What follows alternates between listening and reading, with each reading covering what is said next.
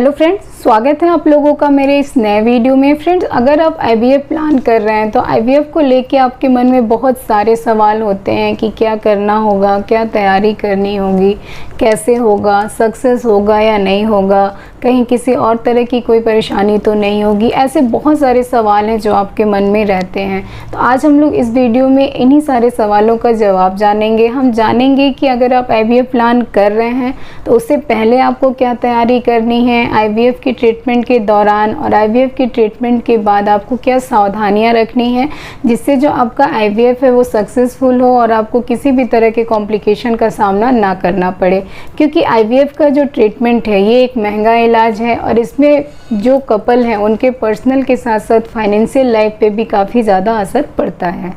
बहुत सारे लोगों के मुंह से आपने ये भी सुना होगा कि आईवीएफ का जो ट्रीटमेंट है इसमें बहुत सारे कॉम्प्लिकेशन होते हैं, बहुत ज़्यादा बेड रेस्ट करना होता है। तो ऐसा बिल्कुल भी नहीं है। आईवीएफ से हुई प्रेगनेंसी भी बिल्कुल नॉर्मल प्रेगनेंसी की तरह ही होती है। बस अंतर इतना होता है कि नॉर्मल प्रेगनेंसी नेचुरल होती है और आईवीएफ में जो प्रेगनेंसी होती है उसमें जो बेबी है आपका उसको लैब में बनाया जाता है।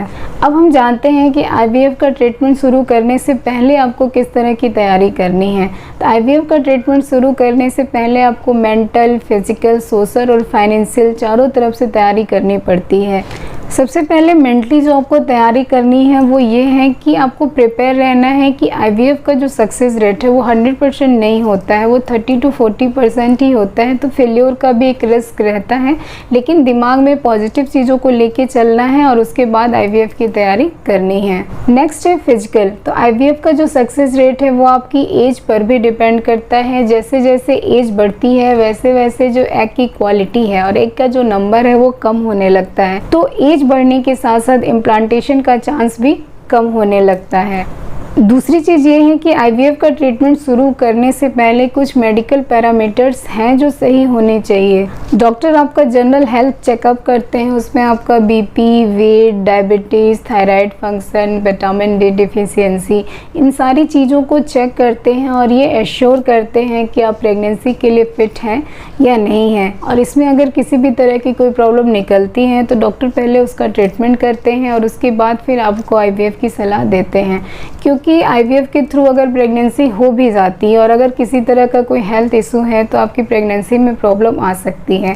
आईवीएफ का जो एम है वो सिर्फ ये नहीं है कि आपको किसी तरह प्रेगनेंसी करा देना है। आईवीएफ का एम ये होता है कि आपके हाथ में एक स्वस्थ हंसता खेलता सा बच्चा देना है। तो ये सारी चीज़ें डॉक्टर चेक करते हैं, उसके बाद ही फिर आपको नेक्स्ट स्टेप के लिए जाते हैं। नेक्स्ट स्टेप में डॉक्टर आपका यूट्रस और ओवरी चेक करते हैं कि उसमें किसी भी तरह का पॉलिप या फाइब्रॉइड सिस्ट तो नहीं है। और डॉक्टर आपका एंडोमेट्रियम चेक करते हैं कि ये जो है आपकी प्रेगनेंसी के लिए ठीक है या नहीं है। इन सारी चीज़ों को चेक करने के लिए डॉक्टर आपका हिस्ट्रोस्कोपी, लैप्रोस्कोपी, इंडोमेट्रियल कल्चर और भी कुछ जांचें करा सकते हैं। अगर इन सारी चीज़ों में कोई भी परेशानी निकलती है तो डॉक्टर पहले इसका ट्रीटमेंट करते हैं। और साथ ही साथ आपके हस्बैंड का सीमेन टेस्ट भी चेक कराया जाता है और आपके जो हस्बैंड है उनके स्पर्म की क्वालिटी को चेक किया जाता है। क्योंकि आईवीएफ का जो सक्सेस रेट है वो इन्हीं सारी चीज़ों पे डिपेंड करता है कि एग की क्वालिटी कितनी अच्छी है, स्पर्म की क्वालिटी कितनी अच्छी है, आपका जो एंडोमेट्रियम है उसकी थिकनेस अच्छी बन रही है या नहीं बन रही है। क्योंकि जितना अच्छा स्पर्म और ओवरी होगा उतना अच्छा आपका एम्ब्रियो बनेगा और एंडोमेट्रियम थिकनेस जितना अच्छा आपका होगा इम्प्लांटेशन का जो चांस है वो उतना ज़्यादा बढ़ेगा। तो आईवीएफ का ट्रीटमेंट शुरू करने से पहले डॉक्टर आपको कुछ मेडिसिन देते हैं जिससे आपकी एग की क्वालिटी अच्छी होती है। अगर आपके हस्बैंड के सीमेन टेस्ट में किसी तरह की कोई प्रॉब्लम होती है तो उन्हें भी कुछ सप्लीमेंट्स दिए जाते हैं जिससे जो स्पर्म की क्वालिटी है वो बढ़ती है। साथ साथ आपके एंडोमेट्रियम को भी तैयार किया जाता है ताकि इम्प्लांटेशन के लिए एक अच्छा स्पेस मिल सके।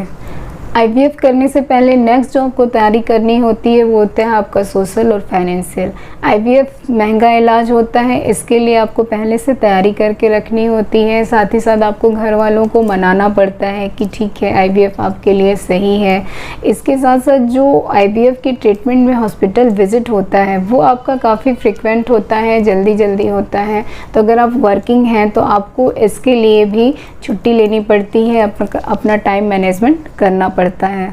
यदि आप फाइनेंशियली प्रिपेयर नहीं हैं तो डॉक्टर से 1-2 महीने का समय ले लीजिए, क्योंकि एक बार ट्रीटमेंट शुरू हो गया और बीच में किसी कारणों से आपको बंद करना पड़ा तो ये सही नहीं है। तो आप डॉक्टर से पूरा बात करें कि कितना आईवीएफ में खर्च आएगा। कई बार डॉक्टर सिर्फ आईवीएफ का खर्च बताते हैं, लेकिन उसके साथ साथ कई सारी जांचें होती हैं, मेडिसिन होती हैं जो आपको अलग से लेनी पड़ती है। तो डॉक्टर से आप पूरा एक चार्ट बनवा लीजिएगा कि लगभग कितना खर्चा है, आप उतना आईवीएफ के लिए तैयार कर लें, उसके बाद ही ये ट्रीटमेंट के लिए जाएं।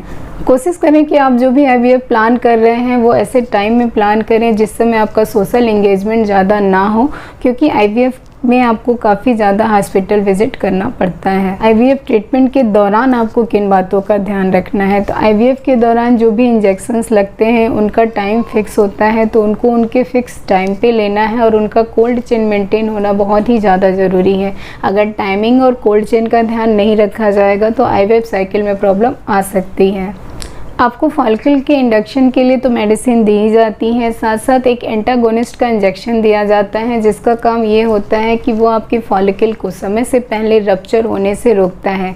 अगर इस इंजेक्शन को लेने में आप 2-4 घंटे की भी देरी करते हैं तो आपका जो फॉलिकल है वो समय से पहले रप्चर हो सकता है और आपकी जो आईवीएफ की प्लानिंग है वो शुरू से ही ख़राब हो सकती है।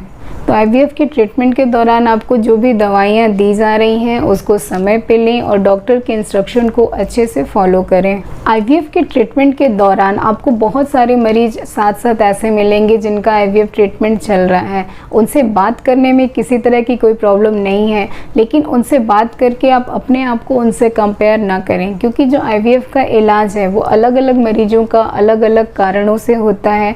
उसके साथ साथ जो मेडिसिन का रिस्पॉन्स है वो अलग अलग मरीज की बॉडी का अलग अलग होता है, क्योंकि सबकी बॉडी एक जैसी नहीं होती है। तो ये सोचकर आपको स्ट्रेस नहीं लेना है कि मेरे सिर्फ 2 एग बन रहे हैं, उसके साथ 8 एग बन रहे हैं, उसका हार्मोन ज़्यादा है, मेरे हार्मोन कम है तो मुझे प्रॉब्लम आएगी, उसे किसी तरह की प्रॉब्लम नहीं आएगी। क्योंकि जो स्ट्रेस है वो जो आपका आईवीएफ है उसके सक्सेस रेट को कम कर सकता है, इसलिए यह जो स्ट्रेस है वो आपके ट्रीटमेंट के लिए सही नहीं है। आईवीएफ के ट्रीटमेंट के दौरान आपकी जो हॉस्पिटल विजिट है वो ज़्यादा होती है, काफ़ी देर तक हॉस्पिटल में वेट भी करना पड़ता है। तो ऐसे एक्सर्शन के टाइम में आप खुद को योगा मेडिटेशन करके स्ट्रेस फ्री रखें। आप जितना ज़्यादा स्ट्रेस फ्री रहेंगे आपके आईवीएफ का रिज़ल्ट उतना ज़्यादा पॉजिटिव होगा, क्योंकि स्ट्रेस करने से आपकी बॉडी में कॉर्टिसोल, एपिनेफ्रिन जैसे हार्मोन सीक्रेट होते हैं जो आपकी रिप्रोडक्शन को काफ़ी ज़्यादा अफेक्ट करते हैं। ट्रीटमेंट के दौरान अगर आपके मन में कोई भी सवाल है, कोई भी क्वेरी है तो आप डॉक्टर से पूछें, उन हिचकिचाएं नहीं, क्योंकि ये उनकी ड्यूटी है कि आपके सारे सवालों का वो जवाब दें। तो कोई भी कंफ्यूजन अपने मन में नहीं रखना है। ज़रा सा भी डाउट कहीं पे भी आ रहा है तो आपको अपने डॉक्टर से बात करना है, वहाँ के स्टाफ से बात करना है। जब आपका आईवीएफ कंप्लीट हो जाता है यानी आपका एम्ब्रियो ट्रांसफ़र हो जाता है, उसके 2 हफ्ते बाद डॉक्टर आपका बीटा HCG का टेस्ट कराते हैं और ये चेक करते हैं कि आपकी प्रेगनेंसी हुई है या नहीं हुई है। लेकिन ये एम्ब्रियो ट्रांसफ़र के बाद और बीटा HCG टेस्ट के बीच में जो 2 हफ्ते का समय है, इसके दौरान आपको किन बातों का ध्यान रखना है। सबसे पहले और इम्पॉर्टेंट चीज़ कि डॉक्टर ने आपको जो भी मेडिसिन और इंजेक्शन दिए हैं उनको टाइम पे लेना है, उसमें किसी भी तरह की लापरवाही नहीं करनी है, क्योंकि ये जो मेडिसिन दी जाती है ये आपके प्रेगनेंसी के चांसेस को बढ़ाने के लिए दी जाती हैं। तो अगर आप इसमें किसी तरह की लापरवाही करेंगे या फिर मेडिसिन भूल जाएंगे, टाइमिंग का ध्यान नहीं रखेंगे तो आपको ब्लीडिंग हो सकती है और आपके इम्प्लांटेशन का जो चांस है वो भी कम हो सकता है। एम्ब्रियो ट्रांसफ़र के बाद आपको बेड रेस्ट की सलाह बिल्कुल नहीं दी जाती है। आपको बेड रेस्ट की ज़रूरत नहीं है, आप अपना रेगुलर घर का काम कर सकती हैं, योगा मेडिटेशन वॉक ये सब कर सकती हैं, लेकिन आपको फिज़िकली बहुत ज़्यादा एक्सर्शन नहीं लेना है। आपको इन्फेक्शन से बच के रहना है। तो अगर कोई भी ऐसा पर्सन आपके आसपास है जिसको वायरल इन्फेक्शन, कफ या कोल्ड है तो उनसे दूरी बना के रखें।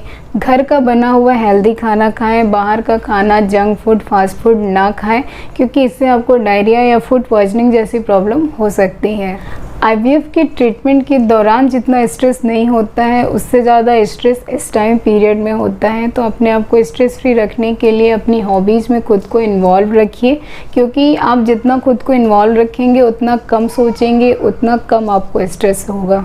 अगर आपको किसी भी तरह का यूरिन इन्फेक्शन हो रहा है, बार बार यूरिन हो रहा है, यूरिन में जलन हो रहा है, यूरिन करते समय दर्द हो रहा है, इस तरह की कोई भी परेशानी हो रही है तो तुरंत आप डॉक्टर से जाके मिलें और अपना ट्रीटमेंट कराएं, क्योंकि यूरिन इन्फेक्शन जो है आपकी प्रेगनेंसी में प्रॉब्लम कर सकता है। तो मुझे उम्मीद है कि आपके लिए ये वीडियो यूज़फुल रहा होगा। अगर वीडियो पसंद आए तो इसे लाइक करें, और अगर आप हमारे चैनल पर नए हैं तो चैनल को सब्सक्राइब करना ना भूलें। स्ट्रेस फ्री रहें, हैप्पी रहें, पॉजिटिव रहें। Thank you.